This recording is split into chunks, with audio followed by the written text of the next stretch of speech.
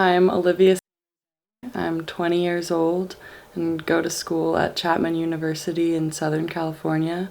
I was born in the suburbs of Chicago and I'm currently studying studio art at Chapman. I think my knowledge of feminism started when I was very young, just witnessing my parents' dynamic and seeing the type of woman that my mother was. Like, she was absolutely a feminist and still is, but I just couldn't really grasp what to call that at the time. Growing up, she never really explicitly said she was a feminist. I think I actually remember she sent me a BuzzFeed video. I'm trying to remember the name of it, but I can't remember. And it was about feminism and there was like a bunch of little girls that were swearing and talking about feminism, and it was like a funny video. And so I was probably around 11 at that time. So that was the first time I had that connection with her, that she was like a feminist. I was the first girl born in about 6 generations of that family, and so it would never cross anybody's mind to really make the space for women or to think about women and their role in the family is to cook and clean. Feminism was not really a topic that came up with my father a lot. He is a very patriarchal figure in my family, and I come from a long line of patriarchs.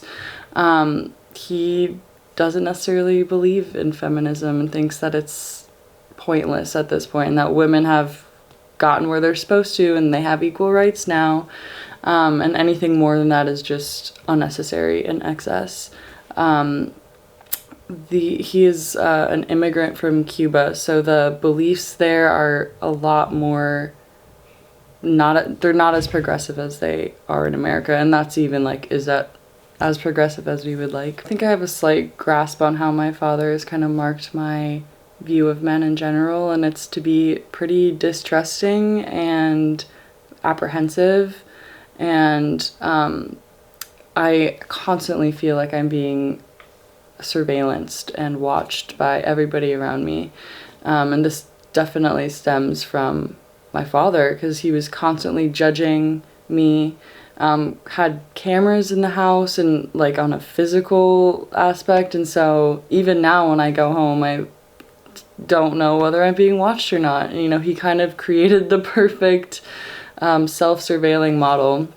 I think I actively started calling myself a feminist my senior year of high school, when I really started to realize the importance of self-love and how self-love was a form of feminism and vice versa. But I would say I was really able to distinguish what I meant when I took a women and gender studies class. That was all I needed to really catapult me forward and be talking to people about it. Self-care is essential. It is survival for me. It's a lot more than, it's not a luxury, and I don't think self-care should ever be considered a luxury. It's the bare necessity to function at your best potential. My ideal feminist vision is to create space and time for people to connect and to creatively express, which is soul expression that has been repressed by the patriarchy, that we aren't able to access on a daily basis because it's so distant from us, and that's so intentional. And so I would really hope to create comfort and safety and resources for people to freely create and build community with each other, and kind of reach within and realize that this is their potential, and there's so much magic within all of us that is we've become so distant from, and that's we're kept away from our power. So I would hope to unlock that within people.